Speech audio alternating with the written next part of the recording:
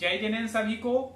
आज की कक्षा में हम समझेंगे कि आहार दान की विधि कैसी है, चौका क्या है, हम दिगंबर जैन साधुओं को आहार किस प्रकार से दें, किन किन बातों का ध्यान रखें, इन सारी बातों पर आज हम चर्चा करेंगे। सबसे पहले तो आपको बता दें कि आहार दान की बहुत ही बड़ी महिमा है। दान किसे कहते हैं? तो आचार्य उमा स्वामी जी ने तत्वार सूत्र में लिखा, अनुग्रहार्थम स्वस्याति सर्वो दानम, मतलब स्व और पर के उपकार के लिए, कल्याण के लिए जो दिया जाता है वह क्या है? दान है। दान कितने प्रकार का है? तो दान 4 प्रकार का है। कौन कौन सा? आहार दान, औषधि दान, शास्त्र दान और अभय दान, जिसमें से आज के दिन हम आहार दान पर चर्चा करेंगे कि आहार दान क्या है, किस प्रकार से दिया जाता है। तो सबसे पहली बात तो आपको बता दें कि आहार दान जो है वह एक श्रेष्ठ दान है, क्योंकि उस दान को करने से जो धर्मात्मा पात्र हैं उनका धर्म में मन लगता है, उनकी धार्मिक क्रिया अच्छे से हो पाती है। जैसे कि आपने साधु को आहार दिया तो आहार वो उनके शरीर में गया और उनके शरीर को चलाने में निमित्त बना। अब उससे वो प्रवचन करेंगे, स्वाध्याय करेंगे, ध्यान करेंगे, सामायिक करेंगे, तो आपका जो दिया हुआ आहार है वह उनकी धार्मिक क्रिया में सहभागी बना। ठीक है, इस प्रकार से आहार दान की विधि आज हम समझते हैं। और एक और सबसे पहले कहते हैं कि भैया हम आज चौका लगा रहे हैं, तो बोले चौके में क्या करेंगे? तो बोले आहार दान देंगे। तो ये चौका क्या है?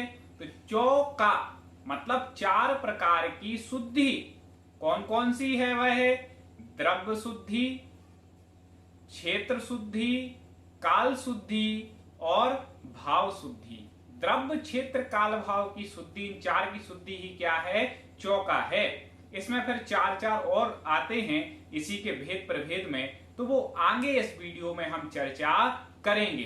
अभी सबसे पहले हम आहार दान की विधि को समझते हैं। तो हमें आहार दान क्यों देना चाहिए, क्यों इतनी महिमा है? देखो, आहार दान एक बहुत बड़ा पुण्य है कि हम दिगंबर साधु को आहार कराएं, हमारे घर में उनके चरण पड़ें। जैनागम के ग्रंथों में ऐसा लिखा है कि जिस घर में दिगंबर साधु के चरण नहीं पड़े, मुनि महाराजों के चरण नहीं पड़े, उनका घर श्मशान के समान है। इसलिए हमें जब भी सौभाग्य मिले, अवसर मिले, साधुओं को आहार दान देना चाहिए। ठीक है, अब दान आपने समझ लिया, आहार दान की महिमा समझ ली। अब आहार दान देने में क्या क्या करना पड़ता है? तो आहार दान के लिए हमें दिगंबर साधुओं को आहार दे रहे हैं तो नवदा भक्ति के बारे में जानना जरूरी है। जब हम नवदा भक्ति को जान लेंगे तो आहार दान कर पाएंगे। ये नवदा भक्ति क्या है? नवदा भक्ति 9 प्रकार से जो हमारे पात्र हैं, जिनको हम दान दे रहे हैं, उनकी भक्ति करना। वह क्या है? 9 प्रकार वो कौन कौन से हैं? तो सबसे पहले आता है नाम पड़गाहन। पहले क्या करना है? पड़गाहन। ठीक है, अब पड़गाहन की जो क्रिया है, पहले आप नाम नो लाइन से समझ लें। पहला आता है पड़गाहन, फिर आता है उच्चासन।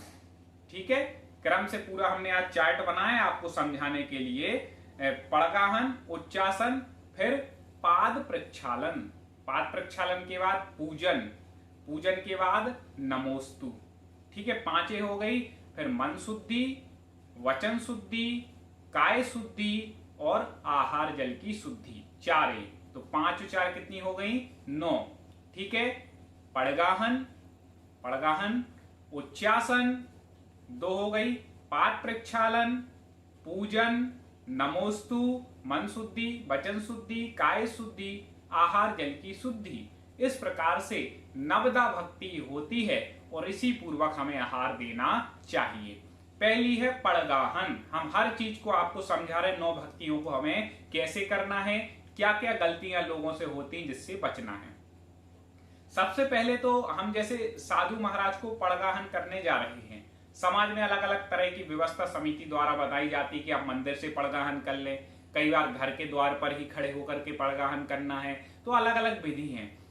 तो साधु जब आहार को निकलते हैं तो भगवान के दर्शन करने जाते हैं, उस समय कोई विधि लेते हैं। क्या लेते हैं? उस समय विधि लेते हैं जिसको वृत्ति परिसंख्यान तप भी कहते हैं। तो उसमें क्या करते हैं, जब विधि लेते हैं तो कि मन में गए, कोई विधि सोची, इस प्रकार की मुद्रा बना के फिर मन में कि आज कोई था हाथों में अष्टद्रव्य लेकर के खड़ा होगा तो हम भोजन ले लेंगे, कोई कलश लेकर के खड़ा होगा तो वो विधि है तो हम उनके यहाँ पड़क जाएंगे, 3 लोग कलश लेकर के खड़े होंगे, कुछ भी उनकी विधि हो सकती है। विभिन्न प्रकार की विधियां वो लेते हैं। अब वो विधि उन्होंने ले ली और मंदिर से बाहर निकल रहे हैं। आप मंदिर के बाहर खड़े होना है। क्या लेकर के? अष्टद्रव्य कम से कम लें, कुछ फल ले लें, कलश ले लें, जो सामान्य चीजें हैं वो तो आप लेकर के खड़े हो जाएं।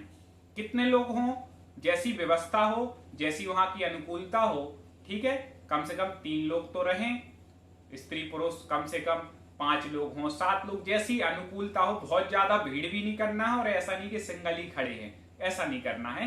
एक व्यवस्था बने, भव्यता बने, उस हिसाब से काम करना है, ठीक है।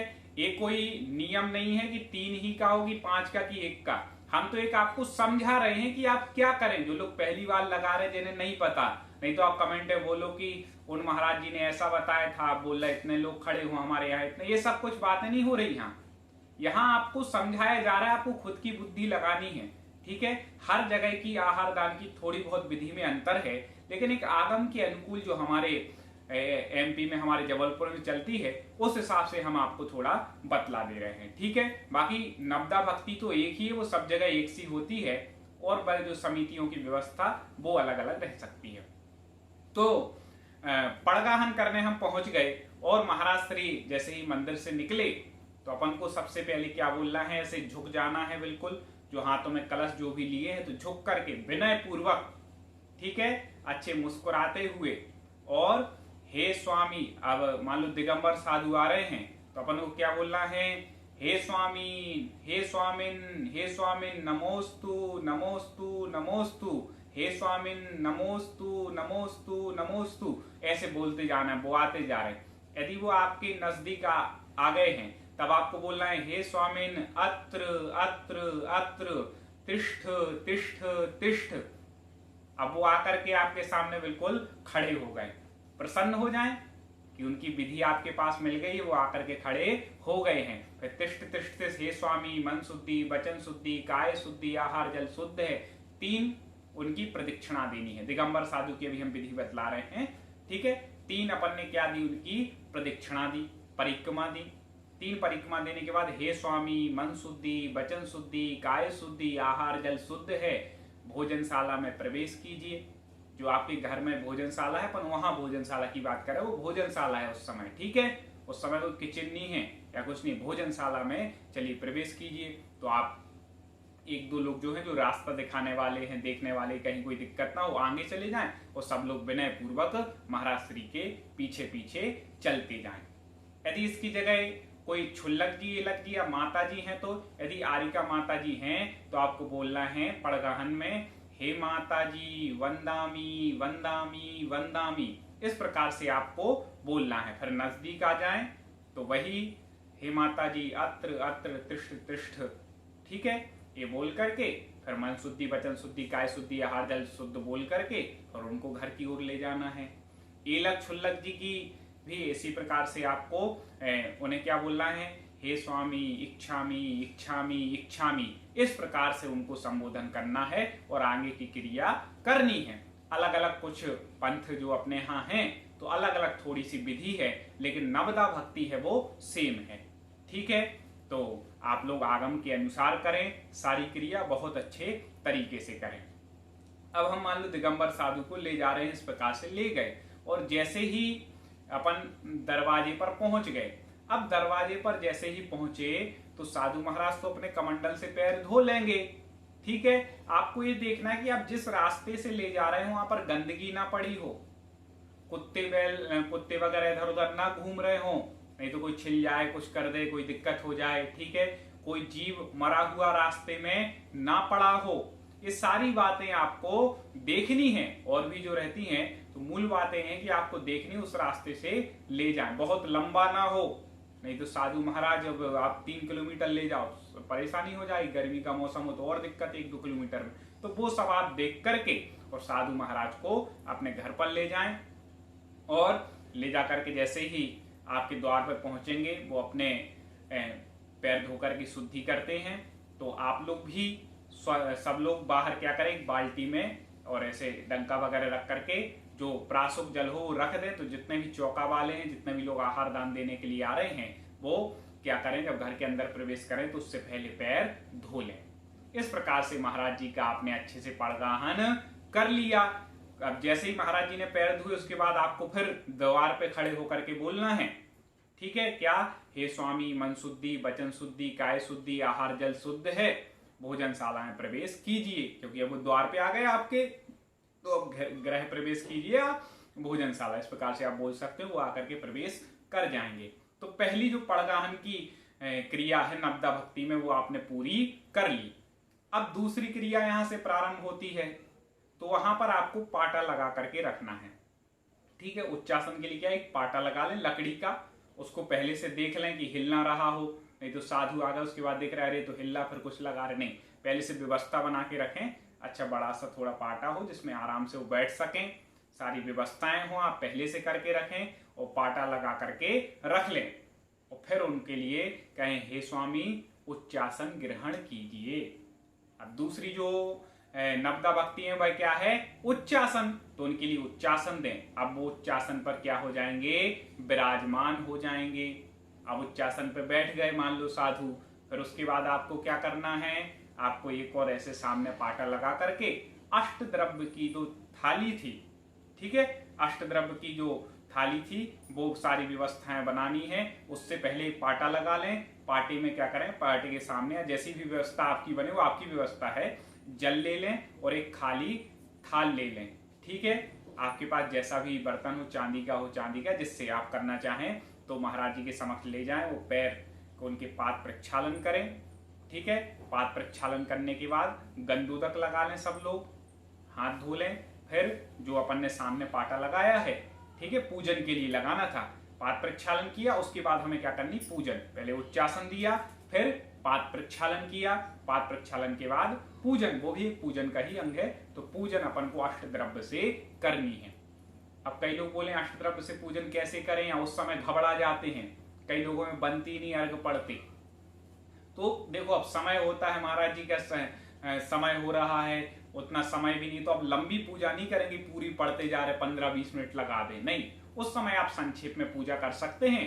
हो सके तो स्थापना वाला आप पढ़ लें 4 लाइन का। जैसे मान लो आपका सौभाग्य पुण्य जागा, आचार्य विद्यासागर जी महाराज आपके घर में पढ़ गए, मान लीजिए, कई लोगों ने आहार दिए होंगे, किस किस ने दिए आप कमेंट में बता सकते हैं कि हमें सौभाग्य मिला है। मुझे भी कई बार अवसर ऐसा मिला है जब उनको आहार कराने का अवसर मिला, पुण्य मिला, आप लोगों को भी मिला होगा। तो मान लो हमारे घर में आचार्य विद्यासागर जी महाराज का हमारे पुण्योदय से पड़गाहन हो गया, हमने उन्हें आकर के उच्चासन दिया, पाद प्रक्षालन किया, इसके बाद पूजन के लिए हम बैठ गए, जो अगली नवदा भक्ति है, ठीक है, ठीक है। अब पूजन के लिए हमने अष्टद्रव्य रख ली, अब हम उनकी पूजा करना है। तो अब पूरी डिटेल में आप पूरा पढ़ेंगे तो बहुत टाइम लग सकता है, इसलिए एक काम करें, शुरू की जो 4 लाइन उनकी पूजन की हैं, श्री विद्यासागर जी के चरणों में झुका रहे अपना माथा पढ़ करके स्थापना का मंत्र बोलना है। कैसे बोलना है, ओम ह्रूम आचार्य श्री विद्यासागर जी मुनीन्द्र, मुनीन्द्राय नहीं बोलना, मुनीन्द्र बोलना है स्थापना में, और आचार्य के साथ ओम ह्रीम नहीं लगाना, ओम ह्रूम आचार्य श्री 108 विद्यासागर जी मुनीन्द्र अत्र अवतर अवतर संभूषण इत्यावायनम, ठीक है, अत्र तिष्ठाठ स्थापनम अत्र मम सन्नीतो भाव भव सन्निधिकरणम, और ओम ह्रूम आचार्य विद्यासागर जी मुनीन्द्र तीनों के साथ लगा लेना। हमने आपको संक्षेप में ही पढ़ा रहे इसलिए बता दिया। आप कोई उपाध्याय हो तो ओम ह्रोम, ह्रूम की जगह ह्रोम हो जाता, साधु हो तो ओम रहा, पूज्य मुनि श्री सुधासागर जी मुनीन्द्रा अत्र अवतर अवतर तिष्ठाटा स्थापनम अत्र मम सन्नीतो भव। इस प्रकार से स्थापना जो जैसे पद के धारी हैं उनकी हमें स्थापना कर लेनी चाहिए। स्थापना कर ली, फिर सीधे आप जल, चंदन, अक्षत इत्यादि क्रम से चढ़ाते जाएं। जैसे आचार्य श्री पढ़ गए हैं तो ओम ह्रूम आचार्य श्री विद्यासागर जी महामुनीन्द्राय जन्म जरा मृत्यु विनाशनाय जलम निर्वपामीति स्वाहा। ऐसे चंदन, ठीक है, क्रम से जो अष्ट द्रव्य होती है, ठीक है, अक्षत, पुष्प, नैवेद्य, दीप, धूप, फल, अर्घ और फिर एक पूरी थाली लेकर के महाअर्घ हम सभी लोग समर्पित कर दें। पूजा अच्छे से सामने बैठ करके विनय पूर्वक सबको करनी है। अब पूजा कर दी, वो थाली उठाई, कोई भी काम में हड़बड़ी नहीं करना, चौके के जल्दबाजी कर रहे हैं इधर उधर, भीड़ भी नहीं लगाना। अभी आहार की क्रिया प्रारंभ नहीं हुई तो आराम से सब लोग दूर दूर रहें। जो प्रमुख लोग हैं घर के, जिनने आहार के चौका लगाया है, वो आकर के सारी क्रिया कर लें और फिर सारे सामान आप अलग कर दें। पूजन की थाली सब लोग अच्छे से क्या करें, हाथ धो लें। फिर एक जो पात्र रहता है, ठीक है, अपन ने पूजा कर ली, उसके बाद एक और नवदा भक्ति कर लेंगे। सब लोग पूजन करने के बाद क्या करें, नमोस्तु कर लें।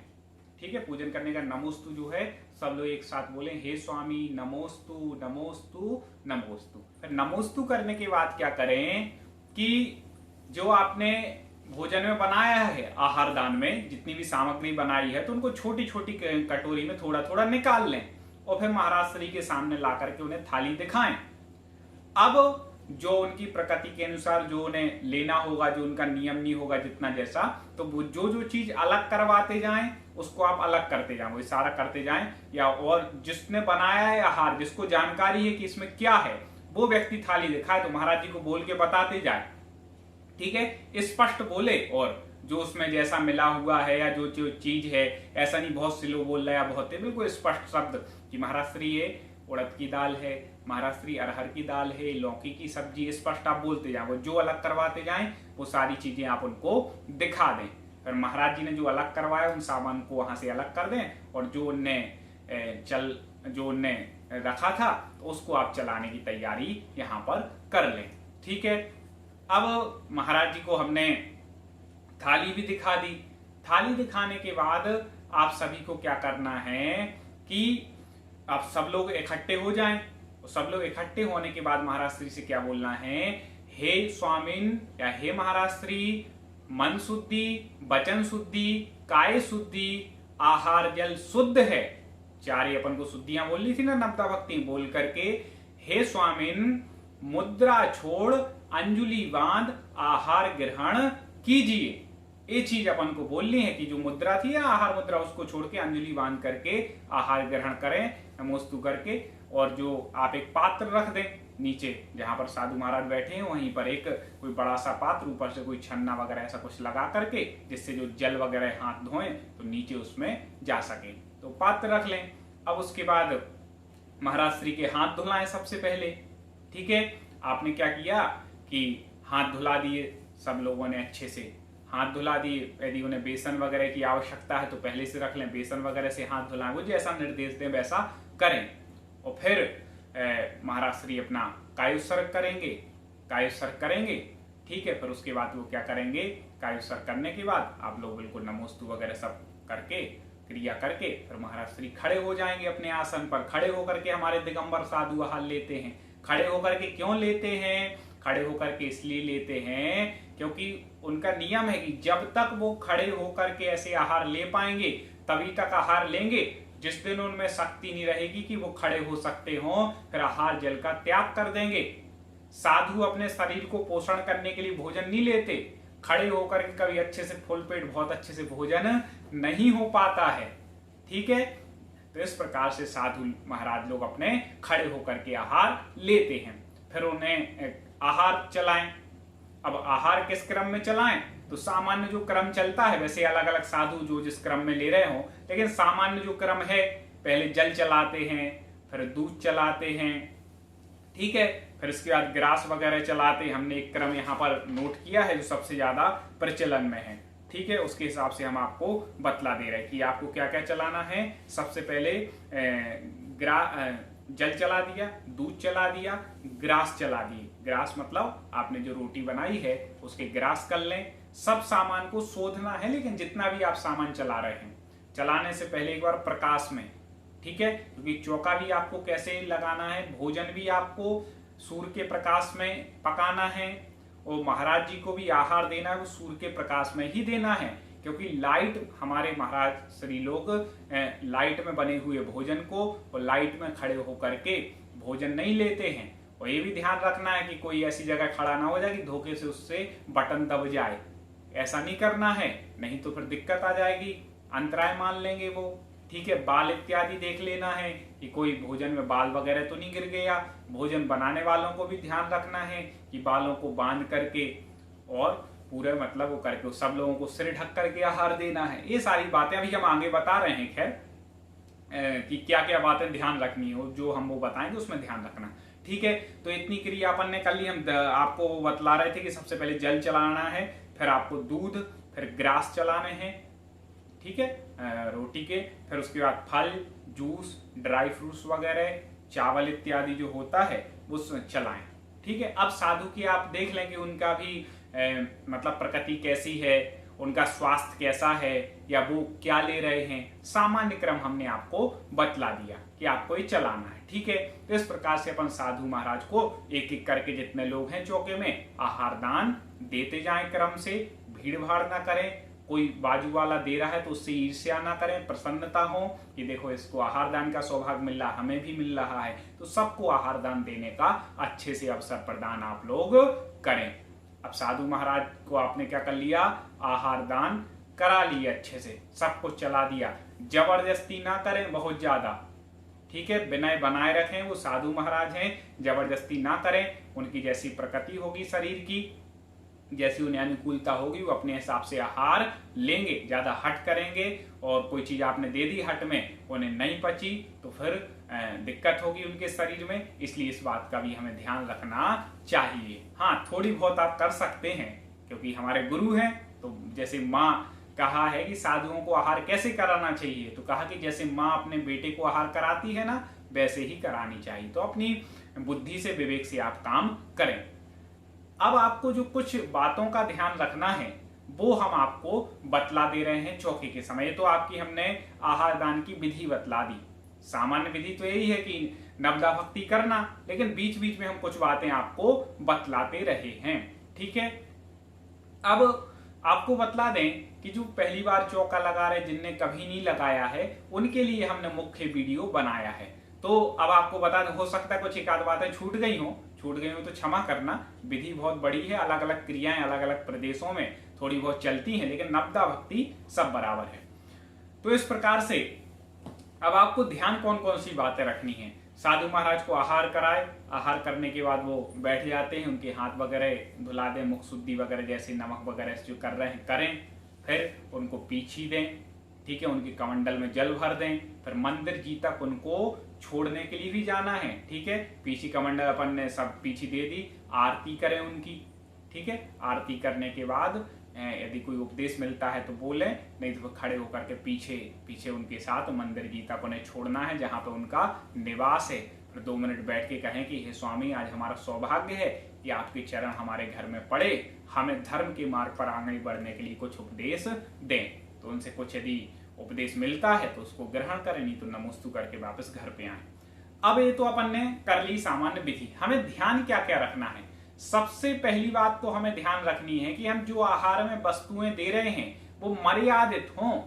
जो मर्यादा शास्त्रों में जिसकी बताई गई है, जिस वस्तु की जितनी उतनी मर्यादा की वस्तु हो, मर्यादा के बाहर की ना हो। आपने जो भोजन पकाया है, ठीक है, वो सूर्य उदय के बाद ही करना है। ऐसा नहीं कि अंधेरे में 5 बजे अभी सूर्य उदय भी नहीं हुआ और काम आपने शुरू कर दिया, नहीं, सूर्य उदय होने के पश्चात ही आप क्या करें, भोजन बनाना शुरू करें, प्रारंभ करें। और एक काम करें, और जो बनाने वाले हैं वो शुद्धि का विशेष ध्यान रखें, सारे शुद्ध वस्त्र में रहें। उस समय किचन में कोई भी जो अशुद्ध वाला है वो ना जाए, उस क्षेत्र की शुद्धि बनाए रहे जहां पर आपको साधु को बिठाल करके आहार देना है। एक दिन पहले ही आप पाटे इत्यादि की व्यवस्था बना करके रख लें। ठीक है, ये सब काम आप लोग कर लें। जल को गर्म कर लें, 2 प्रकार का जल गर्म करके रख लें, एक थोड़ा ज्यादा एक थोड़ा कम, जैसा साधु महाराज लेंगे उस हिसाब से आप उनको दीजिएगा। तो ये सब कर लें। आहार में कई लोग पूछते हैं क्या बनाए, तो कई सारी वो है, हर प्रदेश की अलग अलग चलती हैं डिशें। कहीं महाराष्ट्र में कुछ अलग चलता है, यहाँ कुछ अलग चलता है, तो जहां जैसी वो है, महिलाएं उसमें बड़ी चतुर होती हैं। तो आप लोग बहुत अच्छे तरीके से अच्छे अच्छे भोजन, क्योंकि वैसे तो साधु के लिए क्या बनाना चाहिए, जो हम अपने लिए बना रहे हैं वो ही हमें बनाना चाहिए। साधु आ जाए तो उसमें से कुछ देना चाहिए, सही तो यही विधि है। ठीक है, आप अपने लिए घर में बनाएं शुद्ध भोजन, साधु हो तो उनको पड़गा लें, आ जाए तो उसमें से दे दें। लेकिन फिर भी लोगों की भावना रहती है कि हमारे घर में जब इतने बड़े महाराज आ रहे हैं तो उनके निमित्त से ना बनाए, निमित्त हमारा खुद का रहे, उसमें से उन्हें देना है। और उनकी साधु की प्रकृति कैसी है, मतलब प्रकृति में हम जो बार बार बोल रहे हैं, मतलब उनकी शरीर की स्वभाव, उनकी स्थिति कैसी है, उस हिसाब से आप फिर उनके लिए क्या बनाए जो आपकी अनुकूलता हो। जितने आपको ऐसा नहीं कि बहुत सारी डिश बनाना बहुत ज्यादा जरूरी है, बहुत सारी वैरायटी व्यंजन नहीं। साधु कभी स्वाद के लिए भोजन नहीं करते, वो तो पेट भरने के लिए करते हैं। आप थोड़ी सी दाल और सूखी रोटी भी दे देंगे तो भी वो उसी आनंद से भोजन करेंगे, और आप अच्छे गुलाब जामुन या और कुछ जो भी शुद्ध चीज होगी वो भी दे दोगे तो भी उन्हें कोई ज्यादा फर्क पड़ने वाला नहीं है। तो आपकी जैसी अनुकूलता हो, जो आप बना सके अपनी सामर्थ्य के अनुसार, वो साधु के लिए भोजन बनाएं। बस आहार पूरा शुद्ध होना चाहिए और मर्यादित होना चाहिए। साधु आ जाए तुरंत गरम गरम कुछ ना बनाएं। कई लोग क्या, साधु के आहार चल रहा है, बाजू में जाकर के गैस जला दिया, ऐसे में अंतराय मान लेते हैं, वो देख लेंगे समझ जाएंगे। तो इसलिए उसके बाद नहीं, साधु के चौका में आने के बाद आपको कुछ भी गैस जलाने की जरूरत नहीं है। पहले जो बन गया सो बन गया। कई लोग बोलते हैं हम सुबह से बना लेते, ठंडा हो जाता है, तो अब क्या करें। तो एक काम करें, उनको एक कटोरी वगैरह सबको एक साथ रख लें। एक जगह हमने देखा था ऐसा करते हैं, कटोरी वगैरह उसमें भर करके रख लिया, एक उसको बड़े थाल पे रखा, उस थाल को क्या किया, गैस जला करके उस पर रख दिया, तो एक साथ वो सारी चीजें गर्म हो गई। कब करना है, साधु महाराज के आने से पहले। तो आप उसको थोड़ा बहुत कर सकते हैं, जैसी आपकी अनुकूलता बने। तो लोग करते हैं अलग अलग। अब कोई बोले आपने ऐसा बताया, नहीं, ये तो हम जो बता रहे हैं कि दूसरों को जो देखा है, लेकिन हमें सही विधि को अपनाना है। तो इस प्रकार से आप कर लें, रोटी बना करके पहले से रख लें, सारी चीजें आप कर लें। हाँ, नमक मिर्च वगैरह में डाल करके मत रखें। कोई साधु लेते हैं, कोई नहीं लेते। यदि वो बोलते हैं कि हाँ नमक लेंगे, यदि अलग नहीं कराते हैं, तो आप फिर उनमें क्या करें, भोजन में नमक स्वाद अनुसार जितना होता है आप उसमें डाल दें, मिर्च वगैरह डाल दें। जो जो साधु लेते हैं, मीठा वगैरह भी ना डालें, उनसे पूछ करके ही जो वो ले रहे हैं। तो हमें इस बात का भी ध्यान रखना है। कई घर ऐसे रहते हैं कि ऊपर से उन्हें लग रहा है कुछ गिरने की वो आशंका है, कोई सूक्ष्म जीव गिरने की आशंका है, कच्चे इत्यादि घर हैं, तो चंदोबा भी क्या करना चाहिए, बांध लेना चाहिए। चंदोबा बांध लें। कई संघों में नियम रहता है कि अब चंदोबा होगा तो ही हम भोजन लेंगे, कुछ संघों में नहीं भी है, तो आप उसको बांध लें, चारों तरफ से अच्छे से बांध लें, जिससे कोई पशु पक्षी ना पाए, सूक्ष्म जीव ना गिर पाए। इसलिए चंदोबा अच्छे से बांध लें। और इसके बाद और किस बात का ध्यान रखना है, हमें चौके में तो मेन ध्यान रखना है कि आपस में वाद विवाद ना करें, बात ना करें। ठीक है, बात नहीं करना है सबसे बड़ी बात है। आजकल लोग बहुत बातें करते हैं, बातें नहीं करना है तो इशारों में बात करनी है। ठीक है, इशारों में ही बात करें, तेज बात ना करें, लाइट वगैरह ना जल जाए इसका ध्यान रखें। कोई चींटी वगैरह चौके में पहले देख लें, कहीं से कोई चींटियां तो नहीं निकल रही हैं, कहीं कोई सामान में तो कुछ नहीं है। अच्छे से बिल्कुल शोध करके आहार देना चाहिए। कुछ लोग बोलेंगे कभी अंतराय कर्म का उदय रहता है तो अंतराय आ जाता है, तो उस समय हम क्या करें, अंतराय आ गया तो देखें कर्म का उदय है, कर्म किसी को नहीं छोड़ता। फिर भी साधु महाराज से कहें कि महाराज हमें क्षमा करें, आपका आज हम आहार अच्छे से नहीं करा पाए, हमें उसके लिए कोई आप हमें क्षमा करें। तो साधु महाराज आपको उपदेश देंगे, क्योंकि वो तो ज्ञानी है, उस शरीर के उसके लिए नहीं है, तो वो बताएंगे इसकी विधि को कि ये तो अंतराय कर्म का वो है, इसलिए आप लोग ज्यादा विकल्प ना करें। इस प्रकार से लेकर हमें ध्यान रखना चाहिए अंतराय ना आए। आ गया हो तो आप इस प्रकार से क्षमा याचना भी कर सकते हैं। और हमें किन बातों का ध्यान रखना है, हमें हर चीज की शुद्धि का तो ध्यान रखना ही है, साथ में ये बात भी हमें याद रखनी है कि जहां पर हम मतलब आहार दे रहे हैं जो स्थान, वहां पे पर्याप्त उजाला आए, ये मेन बात है। जहां आप साधु को खड़ा कर रहे हैं वहां सूर्य का प्रकाश पर्याप्त आना चाहिए। अंधेरा सा होगा, नहीं देखा दिक्कत हो जाएगी, बारिश आने लगी तो ऊपर से कुछ ऐसा ना हो कि पानी गिरे। इस सारी बातों को आपको ध्यान रख करके बड़े सौभाग्य के साथ, बड़े आनंद के साथ साधु महाराज को आहार देना चाहिए। अब जो हमने 4 प्रकार की शुद्धि बताई थी चौका, द्रव्य, क्षेत्र, काल, भाव, तो वो क्या है, तो उसके बारे में और हम थोड़ा सा आपको संक्षेप में बतला दे रहे हैं। ठीक है, द्रव्य शुद्धि में क्या होता है कि जो हमारी जो सामग्री है जो हम चला रहे हैं वो सड़ी घुनी इत्यादि ना हो, अमर्यादित ना हो, जो हम द्रव्य उन्हें दे रहे हैं वह क्या होना चाहिए, शुद्ध होना चाहिए। ठीक है, जो देने वाला होता है उसको दाता कहते हैं, जो पात्र ले रहे हैं उनको पात्र कहा जाता है। तो इस प्रकार से हमें द्रव्य की शुद्धि का ध्यान रखना है। इसके बाद ठीक है, द्रव्य शुद्धि में पहली हो गई अन्न शुद्धि, जो हमने गेहूं इत्यादि वाहन, द्रव्य शुद्धि में भेद है। तो पहली द्रव्य शुद्धि में भेद क्या हो गया, अन्न शुद्धि, तो अन्न शुद्धि का ध्यान रखना है। दूसरी है जल शुद्धि, जल भी छना हुआ हो, अच्छे दोहरे चन्ने से छाना हुआ, प्रासुक किया हुआ होना चाहिए, इस बात का आपको ध्यान रखना है। फिर जो जल छाना है उसको जीवानी को भी आप यथा स्थान डालें, सारी बातें जो रहती हैं। अग्नि शुद्धि में मतलब आप जो गैस वगैरह जलाते हैं तो उसको देख करके कि कहीं कोई चींटी वगैरह तो नहीं आपने जल्दी से जला दिया, उसको देख करके सोच करके जलाएं, अग्नि शुद्धि रखें।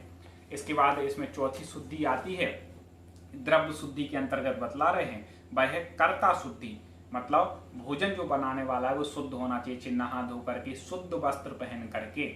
ठीक है, आजकल तो हथकरघा के वस्त्र चलने लगे तो और अच्छे, उनको पहले से एक दिन पहले से धो लें और शुद्ध वस्त्र पहन करके क्या करना है, आहार देना है, नाखून वगैरह बड़े ना हो।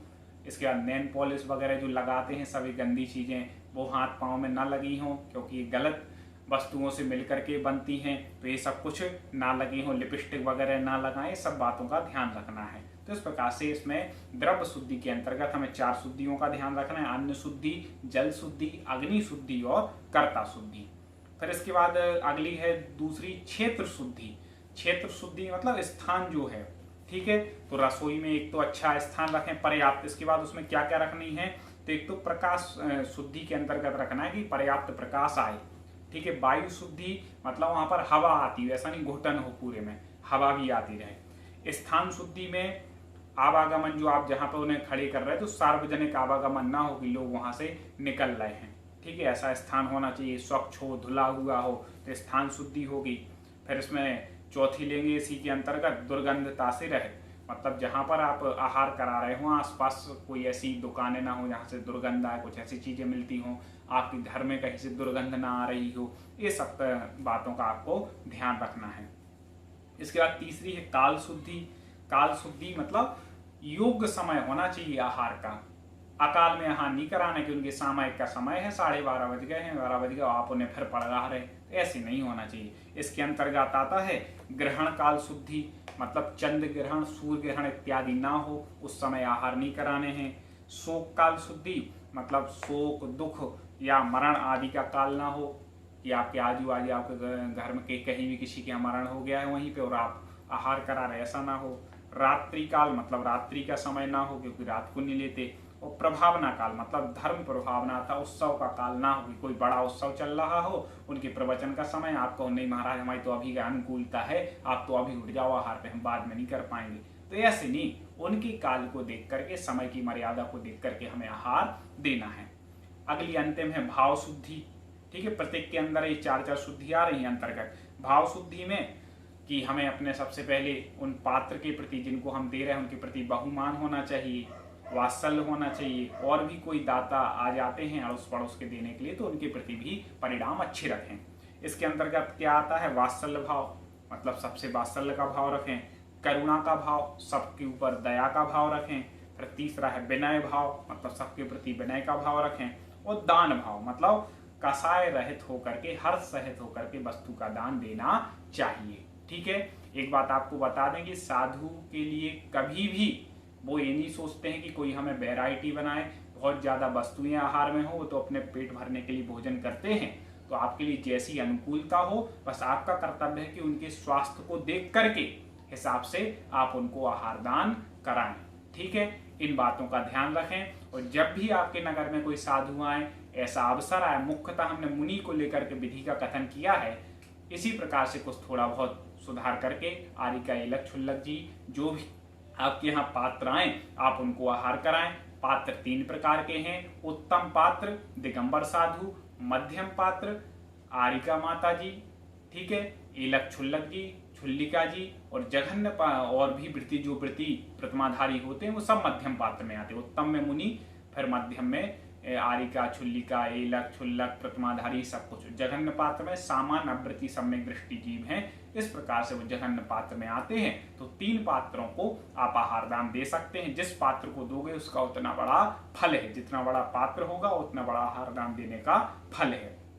तो जब भी अवसर आपको मिले आप लोग आहार दान अवश्य करें। आपके नगर में कोई साधु महाराज, आरिका जी कोई भी आई हो, आप उनको चौका लगाएं, शुद्धि का ध्यान रखें। और इसमें यदि कोई विशेष बात छूट गई हो तो अन्यथा ना लें। हमने जितना था ध्यान में, जैसा करते हैं कई बार बताते बताते वो हो जाता है, यदि कोई छूट गई हो तो क्षमा करना। लेकिन आप पूरी बातों को बिल्कुल ध्यान से सुने और व्यवस्थित ही हमने बताने का प्रयास किया है और आपको पूरी बात समझ में भी आई होगी।